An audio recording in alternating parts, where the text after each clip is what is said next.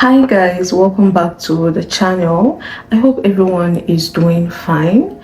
For today, I'm just going to be sharing the story of the house of Gucci, and towards the end of this video I'm going to be leaving a playlist with you guys. I'm just going to be sharing a list of songs that I curated for myself and I find really appealing, or I would say to my taste. And yeah, maybe one or two of you guys might like it or get into it, and if it's something you like, if you happen to listen to it or make use of it, let me know what you think. And if it's something that we get to do more often, I would also appreciate if you leave a feedback in the comment section. And yeah, let's get right into today's video. As you know, per usual, every Sunday I get to discuss or I get to share what I've been watching, what I've been listening to. And the first on my list this week would be House of Gucci.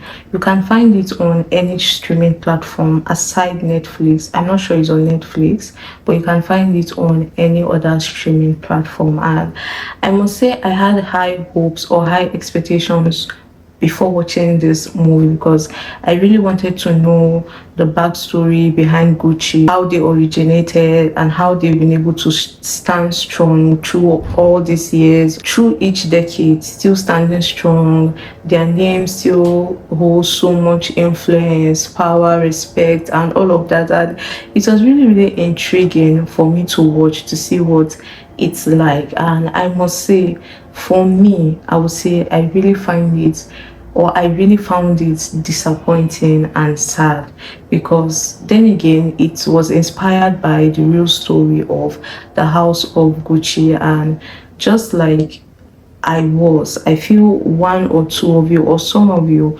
who haven't heard about the story before, or who isn't conversant with the story, find the end, I would say, surprising, just like myself. So let's get right into the story. The original founder of Gucci, who actually owns the name Gucci, died very long ago, and he had two sons who were in charge of Gucci, who were in charge of building Gucci to an extent. They built the name to a point. So the two sons of the original founder of Gucci had one son each. They all had children. That's two sons, each had one son. And the first son, let's say son A, he lost his wife.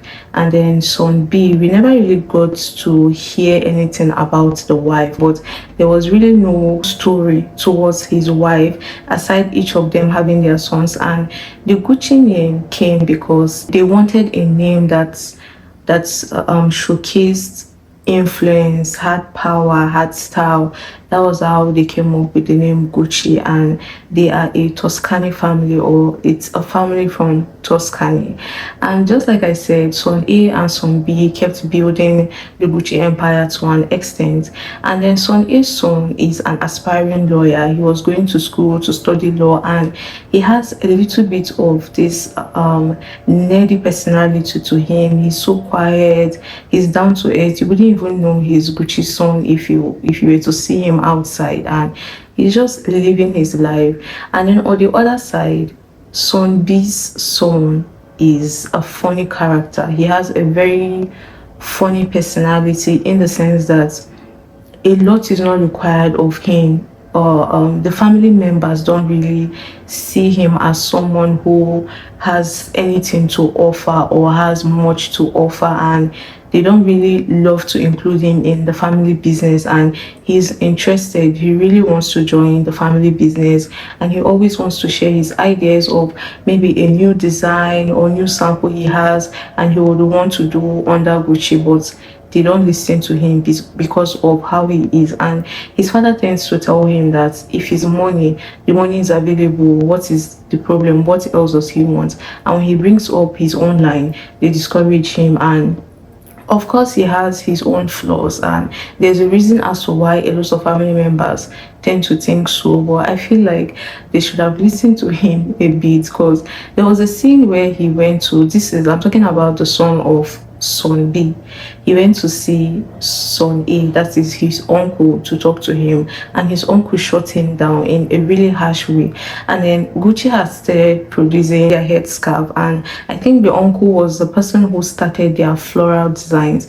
And when the uncle turned him down, when the uncle left, he took the scarf because the scarf was used as a decor in his house, and he peed on it. So there were a lot of things that you see him do, always he behave, and you really get an understanding as to why they keep saying what they say and treating him. Anyways, as time went on, a lady called Patricia came to see the son. Let's say the son of son A is called Maurizio, and then the son of son B is called Paolo.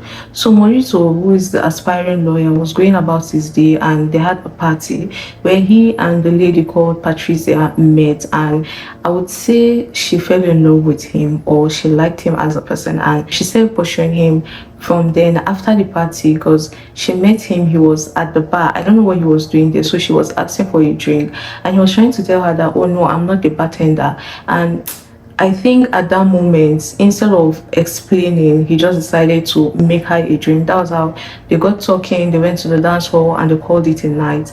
And then the following day, she saw him coming out from somewhere, heading to somewhere, and she decided to follow him without he even knowing. He was heading to the library, and when he got to the library, she kept following him until she came to a place where it was easy for him to be able to see her from where she was. And then they happened to meet, and she was like, oh, she was just in the area and she decided to stop by.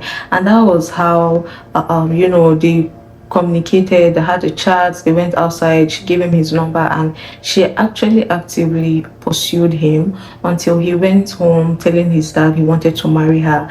And the dad, being the dad, of course, he wasn't in support of the marriage. He said the Patricia is just after his money, but he said he really wanted Patricia. It's Patricia he wanted, and the dad decided to cut him out of his will. And guys, follow me. Maurizio now went to this girl's family's house where she stayed with her parents, and he went there telling them that he doesn't have a job, he has been chased out, blah blah blah blah blah. He really loves their daughter and he's looking for a work. And of course it's real life, and to not to prolong the story too long, after everything, they accepted him. He started working for them, they got married. Nobody from his family or the Gucci family attended the marriage or the wedding. They had a daughter, and then eventually his wife started talking to him, convincing him to keep in touch with his family because family is important. And unfortunately, Maurizio dad, which is son A, got sick, and he was close to dying, because the ailment was serious. And then he kept on talking to his uncle, and his uncle really wanted him to be a part of the Gucci family. He gave he and his wife a ticket to, I think, New York as their wedding gift. That's upon meeting, and he just kept talking and convincing him to come on board and join him in pushing the Gucci brand further. And the wife too also kept encouraging him. They were able to finally make up their mind. The uncle helped them, got them an apartment, got them, introduced them, brought them into the lifestyle and everything. And then Maurizio, on the other hand, after losing his dad forgot to sign his will and his share in Gucci and everything. For him to be able to access what his dad left, he needed to pay, I think, $14 billion, or no, $14 million or $14 billion, one of the above, to be able to get it. And of course they didn't have that money, and if they had that money, why would they spend it on collecting the will instead of using the money? So it was such a gray area, and I think they never even got to finish the story. But after then, his wife came up with the idea to get the son, that's his cousin, that's Polo, to get the dad to step down so that they could bring new ideas, fresh ideas, because the uncle was old at this point, and he was trying to talk to the uncle. The uncle wasn't listening. His wife now advised him to use her son to get something against him that would step down. Fortunately for the man, Polo had I think, a document which insinuated that the dad had been avoiding paying tax for a long time, and the son told the wife, unfortunately, and the document was released. His uncle was arrested, and of course, he was taken away from Gucci. So Maurizio was now the person in charge, and the cousin felt betrayed because the cousin is just an interesting character, because he kept saying he never knew that his dad would get into much trouble because they sentenced the uncle to 1 year, 1 month in prison. And then Maurizio was outside, and from nowhere, I feel, this is just my personal opinion, I feel Patricia got intoxicated by the lifestyle. Like, she got used to the lifestyle that she didn't want to live the lifestyle because she became so obsessive and overprotective of the Gucci name, the Gucci brand. She wants this, she wants that, but she forgets that she married into the family and she's not really in charge of the family. And in as much as I said the Maurizio is like a nerdy kind of person, she tends to override or likes to demean him, or I'll say disrespect one aspect. Like, she just changed and she was doing all these things, and Gucci had a lot of problems that it got to a point where the Maurizio went to a party and he met someone that was into magazine, and he was talking about him helping to shoot for Gucci, and the man just casually said no one is going to agree to shoot for Gucci because the name is worth nothing at this point. So many things just kept going wrong and wrong and wrong, and eventually the uncle came out of prison, and then you get to see that Maurizio changed. I don't know if it was everything Patricia has done or the fact that he lost his family, because at some point he wasn't okay with betraying his family like that, even though he still went ahead with it. So there was this like sudden change in him, that he even out of the blue sent her divorce papers saying he was going to take care of their daughter and her. They should go and stay in one of his residence. And there was a time he even ran because IRS went to his house, so he ran to another of his house in a different place, and that was where everything just changed. He was so harsh to her, he wouldn't talk to her, everything was done through lawyers and everything. Like, he just changed. At the end, it got to a point where they needed to buy out Polo from Gucci, and his father had come out from prison. So when the dad told him that he needed money, that was why he needed to share his sales, the dad just kept telling him, I'm done for, I'm finished. Like, he could have done anything but not sell his shares. And then when they went to sign, that's his uncle and the Polo went to sign with the lawyers, Maurizio was not there, or so I thought. He wasn't there, and they were going back and forth with the lawyer. And then at some point the lawyer got up to go talk to someone. When the lawyer was coming in, you could see someone trying to peep. Lo and behold, it was in Maurizio. And then the uncle called him in and was asking him that now that he has the major shares in Gucci, is he happy? Like, is he happy with the way things played out and everything? And for the first time, you could see the uncle actively crying, and that scene was just so heartbreaking that at some point I even thought the Maurizio would be like, okay, you know what, let's just let it be and we can go back to things. Well, he still stood his ground. And yeah, that was what happened. So after a while, the uncle died of cancer, and then the Polo as well, he died in poverty in London. And then for the Maurizio, after buying out his uncle and his cousin, there was no money to keep up with the Gucci, and he kept saying yes, he had this plan, he had this vision that he wanted to push Gucci further, and he's not saying the money is going to come immediately or they are going to get revenue immediately. He's just saying they need to do all these things they are saying. And then the lawyers came to him, telling him, explaining to him that they're in so much debt, guys, like billions of dollars in debt, so they needed to buy him out. And it was like that scene when they say the hunter became the hunted. You couldn't believe it. And one of the men who orchestrated everything was even on his security detail right from his dad's time, even before him. And like I said, he gave Patricia the divorce papers, and mind you guys, all this while she had like a sidekick in her life that even after their marriage, before they met the uncle, the psychic would tell her things like she has a great destiny, she has a great future, she will be someone so great. And that psychic had such an influence on her. And you come to see that she kept casting so many spells on her husband that when she got the divorce papers, the psychic was telling her that on their trip back from somewhere they were supposed to go, they are going to cast another spell on him. And then you hear the Patricia saying they are not going to cast any spell because they've casted more than enough spell. They need to do something stronger. So the psychic advised her or told her, I think the Patricia asked if she knew anyone who you could hire for kill. And the psychic said yes. She introduced her to two men, and the two men asked for her husband's or soon to be ex routine so that they could know how and when to go about it. He is not aware of this one. She even went to see him one time after receiving the divorce papers, trying to talk to him, and he wouldn't just listen to her, and he wouldn't really tell her what is really on his mind. Because like I said, he's a nerdy person, and he has a unique personality, and he just told her she was humiliating herself and she should go home. So while he was busy with the buyout and everything, because they offered to buy him out at $150 million, and once they buy him out, it means there's no other family member of Gucci that would be in the business. But with the situation of things, he had no other option.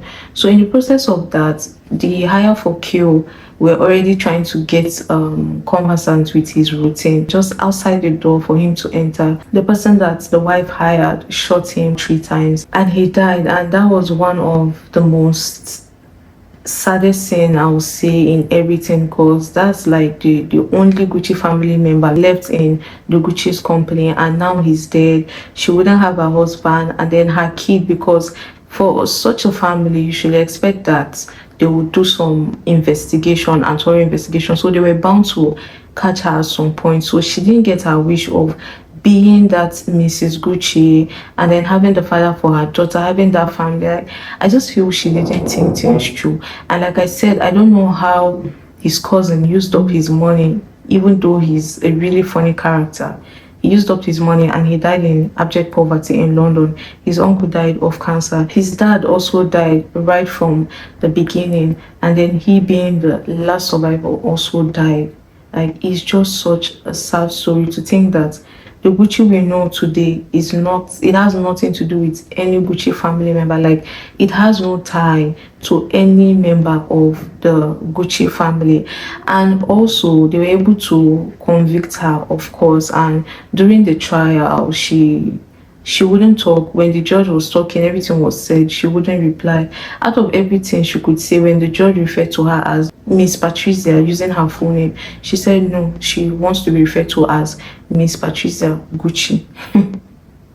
Till the end, she really wanted to hold on to that Gucci's name, and she was sentenced to 29 years in prison. Her psychic was sentenced to 25 years in prison. The person who killed him was sentenced to life in prison, and then I think there were 4 other people aside her that had something to do with his murder, and they were all convicted. And that's what makes me say it's such a disappointing and sad story, because after everything being said, after everything done, after everything each person has gone through, like the company just went to a different or an individual corporation, and someone else is in charge of the Gucci we know today. Because all my life I always thought Gucci, current Gucci, was run by the family of Gucci, or at least a member of the family of Gucci. So yeah, it's just interesting to see the story of how a family can go down, because if you think so much to it, it wasn't really something so troubling, or I don't know how to explain it, but I would say I didn't expect, or I would say you wouldn't expect such a family that has gone so far into keeping the name for something like this to just happen and to cripple everyone down, including the business. Before, of course, it was saved by, I think part of it was owned by Tom Ford and Domenico. if I am not mistaken. Yeah, these two people are the ones who finally ended up with the Gucci, but I don't know if they are still the people in charge. And yeah, that is the story of the house of Gucci, and I just wanted to share it with you guys. The next I've been watching would be Vikings Valhalla, and this is a series I really love. I will keep saying it. I'm such a huge fan of the Victorian era, and Vikings just gives me that everything about their I would just say everything about them. I just find it fascinating, and I really enjoy it. And Vikings Valhalla this season did not disappoint. The only downside for me would be King Canute dying. And I didn't see that coming, but at the same time, it also makes sense because he has been here right from the times of their Ragnar, and he has done so many things, been able to accomplish a lot, being the first Viking king to go that far, to even rule England, to have something to do with the Pope, and he really went so far, even farther than Ragnar.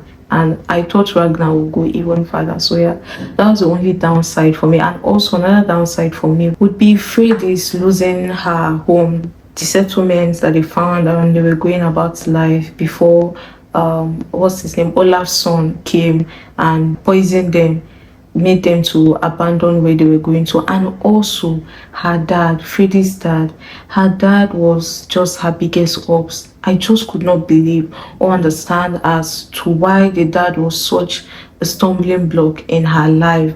And then we have Herald on the other hand, Herald Hadrada, that got to Constantinople. He built a name for himself instead of him to live and focus on his journey. He was so distracted by the lady, and you could see where it led him to. And it's just so sad to see that he had, would I say, the world at his fingers, and he lost it all because of greed and carelessness. And it's just filled with so much betrayal, sadness, thrill, adrenaline. Is really interesting and a good watch. They didn't disappoint at all, and I can't wait for the next season because now that Canute is dead, regardless that he said his will and what he wanted, we all know that that's not how it's going to go down, because already Queen Emma hasn't even really started her ruling, and this other man, I'm sorry guys, I forget the names, this other man is already kind of giving her the cold shoulder, so you know that war is coming and it's not going to be easy. Then we have Freydis on the other side who just escaped Kattegat and would also go back for her father and to get her people to the promised place, and also Liv and the Freydis, they are all looking for that place that Liv saw as a baby. So yeah, next season is really going to be brutal, what I see, especially from Canute's side. So yeah, it's really interesting and it's been trending. I'm sure a lot of you must have watched it.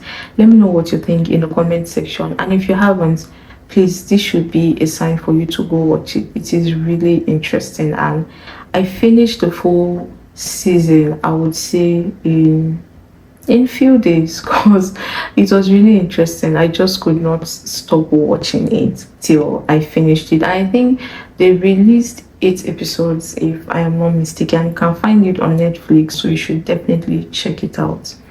And then let's move on to what I have been listening to this week. What have I been listening to this week? We're going to be talking or focusing more on Rema's album, or I would say that's the only latest song I found interest in this week. There's been a number of artists that have released songs, but this is the only one that I've been able to listen to and I like. So let's dive into Rema's album called HEIS.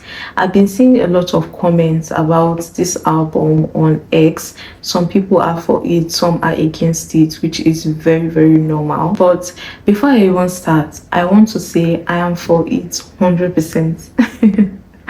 Before we even go anywhere, Rema is just an artist that I would say is really, really creative. When you say someone is a creative, that is Rema. He's someone, or he's an artist that loves trying new things. He's not shy to try new things. he's someone that, would I say, he's aware of his capabilities. He knows his capabilities, and he doesn't shy away from owning up to it and saying, yes, this is who I am. And you can see that from the title of his album that he referred to as He Is. And He is just like a phrase like him or her. So yeah, he's just that person, and I love it for him that he's able to live life and dominate life solely on who he is, what he wants, and what he wants to do. So yeah, that's an admirable trait in him that I really like. I'll be using my Spotify, so we can just go through the songs from the beginning to the end. The album has 11 songs, and for each of the songs he brought a different vibe, something we are not used to, something we are not conversant with, something we're most of us don't even know, not even used to, something that is very new. And that was something that alone is like a score for me, because a lot of people are scared, skeptical, and unwilling to try new things, unwilling to go out of the box because of that fear, which is understandable. Of, would it work, would it not work, will people like it, will people not like it, people don't know it. And most times people don't really resonate to things that they don't know, or things that they are not used to. So yeah, this album gives you that. You get to see or hear different sides to Rema. And yeah, it's just really, really nice, guys. The first track on the song is titled Macham, and I'll say I like the fact that was a song he picked as the number one, because that song has a dance hall energy to it. It has a fast beat, fast tempo, and it has ginger, it has morale, and that was just such a perfect choice to be the number one to start, because when you start, you're full of so much energy, or the vibes from the song, that you're open to wanting to listen to more. So I really love his first jam, and of course he introduced a new beat entirely to, I would say, Afrobeat as a whole, which is very, very far from the usual Afrobeat and Amapiano beats that we are so used to these days, and it's very common and rampant for most artists these days.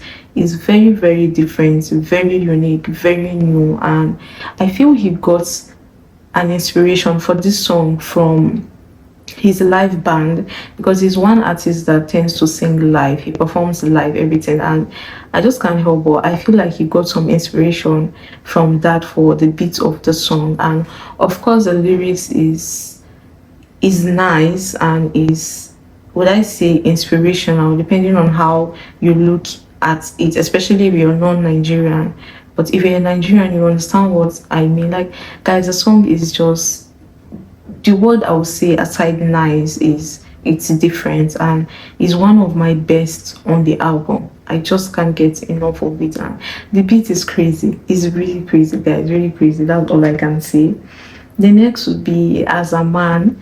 I'm not such a huge fan of this one, but I like it. It's also good, and I feel if you're able to listen to the album with no bias, not coming from a place of judgment or bias, and just listen to it, you'll be able to pick the message he's trying to pass across, what he's saying, without prejudice, or okay, what is he feeling like, or what is he trying to, if you're able to listen to it without any bias, I feel you'll be able to get what he's saying.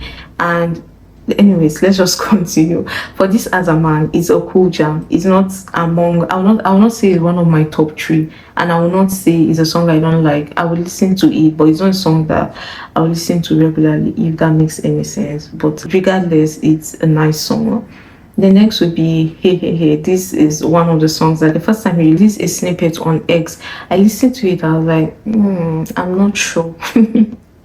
But when he released it and I listened to the full song, especially with the lyrics, it just, that thing that I say is because you're not used to it, and we mostly, even unintentionally, our body, our mind reject something that we're not used to, or something we don't know. It's so easy and quick to reject it and be like, it's not nice, or something we don't understand. People tend to fear or reject what they don't understand. So that was my connection with the song. But after listening to the full version with the lyrics, I really like it. That's what I mean by if you settle down to listen to this album or his songs with no bias or prejudice, then you really get where he's coming from, or you would see the vision, is what I would say.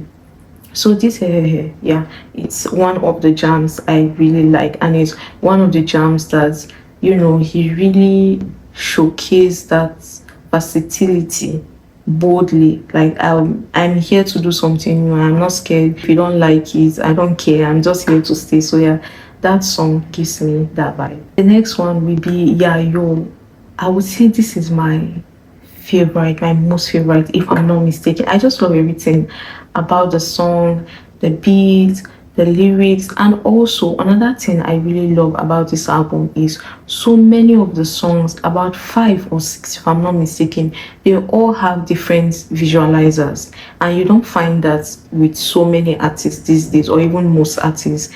Most times they tend to use just one visualizer that is just playing in the background, or maybe one, would I say, poster that is just there while you listen to the song. But for this one, you can see that he puts in a lot of work, a lot of thought, because every visualizer was saying a different story, was portraying something different, and different outfits, different sets, like everything is just different, and that alone is also a different work on the side. So I applaud him for that, and I really like that you're not saying just the poster, or would I say the album cover. You get to see other things, you get to see him, you get to see him doing other things as well, that actually even makes you like the music even more. So yeah, this year yo is definitely up there. I love it so much, and you guys should try and listen to the songs with the lyrics, and you understand what I'm saying. But this one is definitely a jam. The next would be Benin Boys. Benin Boys has been out for a while now. I'm not really a huge fan of that, but it's still an okay song. And then we have He Is. This is another personal favorite of mine. I like it for the lyrics. I just, like I would say, I just love that he's boldly doing him, and he knows who he is, and he's not shy to say this is who I am.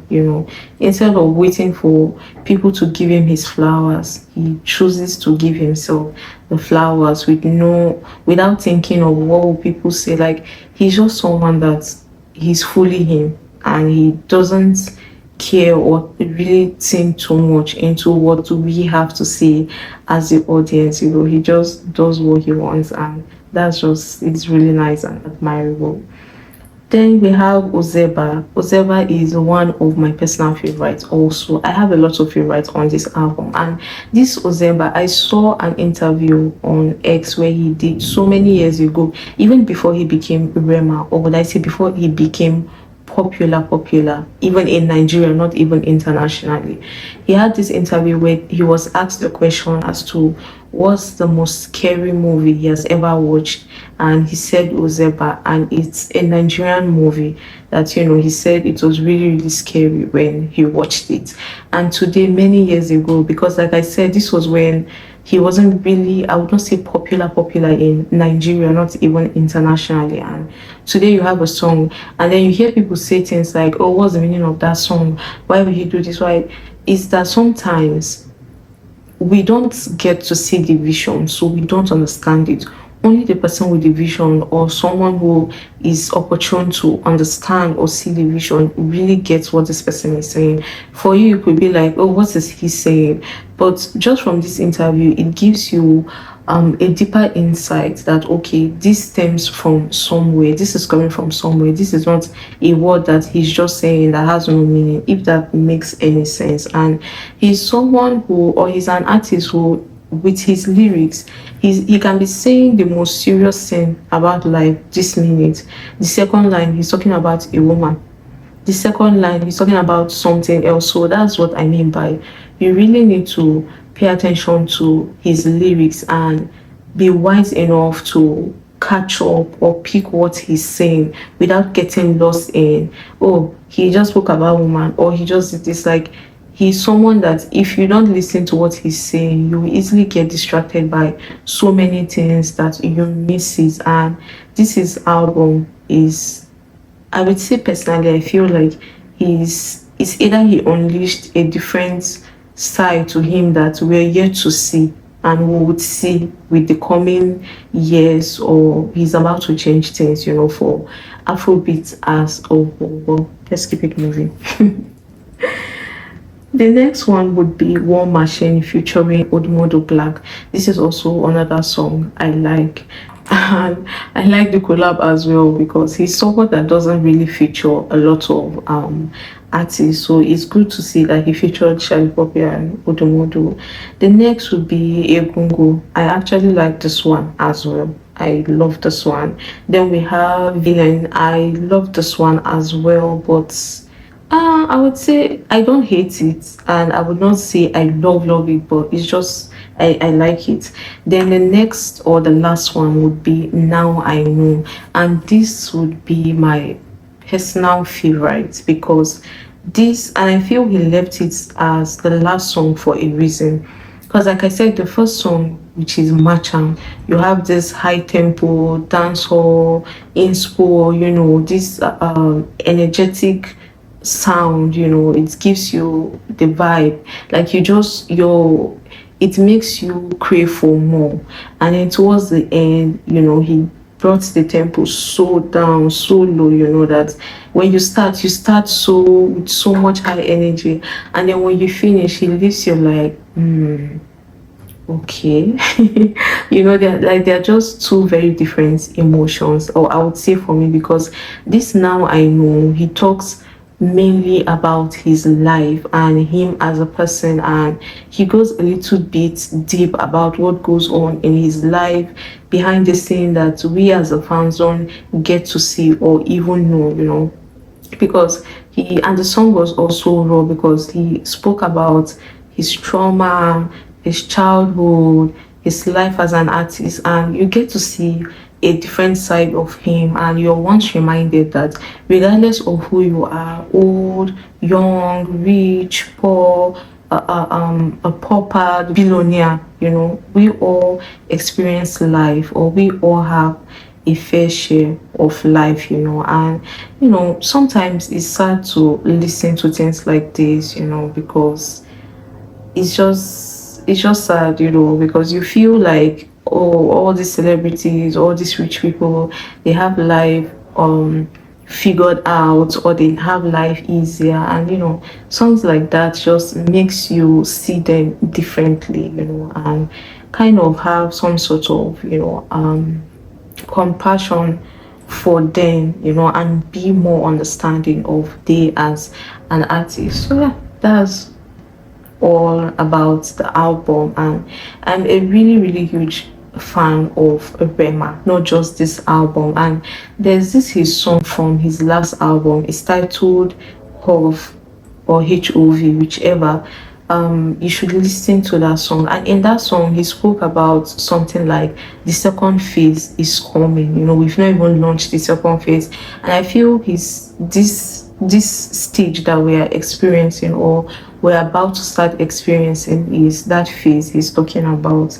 This is just me concluding from what I've come to know or come to understand. And yeah, like I said, I feel he's here to switch things up or change things for Afrobeat, and he's that person that is here to show us something different, something unique, that regardless of what you're used to, something else can be done differently and still be nice, or even more nice than what you're used to. So yeah, that is what I've been listening to this week. And like I said, I'm going to just leave the playlist for you guys on the screen, and please endeavor to listen to the songs I'll be leaving as I arrange it one by one. Just as I arrange it, I want you to create a playlist like that and listen to it. And if it's something that you guys come to like, then maybe instead of leaving it on the screen, I could always link it as a playlist for you guys on YouTube, where you could easily just enter and listen to it instead of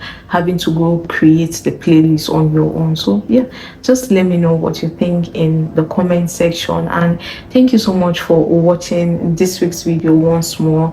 And please, like I would always say, there are so many of my videos, lots of content on my channel. Just go through them on my videos and my shorts and enjoy as much as you can. And thank you so much for watching today's video. Please don't forget to like, give it a thumbs up if you haven't, share, subscribe, and I will see you guys next week. Bye.